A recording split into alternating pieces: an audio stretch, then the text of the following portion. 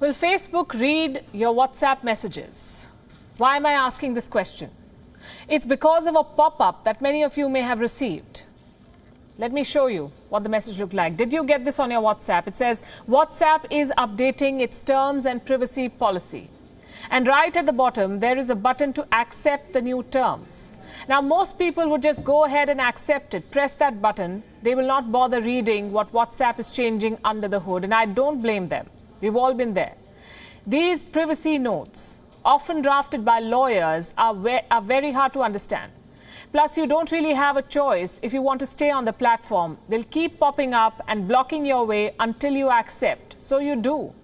It's the easier thing to do. But this time, you must know what you're signing up for. Facebook is changing WhatsApp as you know it. And you should know what this means for you. The new rules will kick in next month. And if you don't accept this new policy, you will have to delete the app. So either play along or leave WhatsApp. I'm not saying this, WhatsApp is. There's a warning attached right at the bottom of the message. This is like placing a gun to your head. So before you accept, here is what you need to know. WhatsApp plans to gather more data about you. Does that mean reading your messages? Well, not yet. At least they haven't said it. But they've devised other ways to intrude in your life. Let me show you what the new privacy policy will allow Facebook to do. It will be able to gather a lot more information about you, your account information, which in this case means your phone number, your address book information, so all your contacts, your status information. This could be messages like available or busy that go right below your profile. That's your status. All the data on your transactions and payments, that's because this will be linked to their new feature, WhatsApp Payments. So they'll be able to track all your payments, all your transactions, and customer support communications. This could be messages you exchange with a business on WhatsApp. Facebook will be able to access all of this from your phone. And we are not done yet. There is more information about you that WhatsApp could collect with these changes, this new policy, like data about your usage, the kind of phone you use, even your location. So what kind of financial data does WhatsApp want? WhatsApp wants to access your bank account. It may not happen directly. There might be an intermediary involved, but they will have the access. WhatsApp would be able to move funds from your account and gather details about the transaction, what you're paying, who you're paying to, when you want the delivery. They will have all that information. Basically, Facebook wants to know how and where you spend your money. In specific circumstances, WhatsApp can collect data on messages too.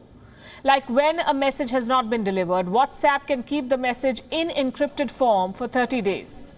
As it tries to deliver it, after that, the message will be deleted. Similarly, when you forward a message with media, like a message with a video or photos, WhatsApp says it can temporarily keep the message on its servers. So while WhatsApp may not technically be reading your encrypted chats with friends and family, it can still know a lot about you. And all that information can potentially be used to create your unique profile. Your habits, your preferences, your transactions, that will be part of your profile.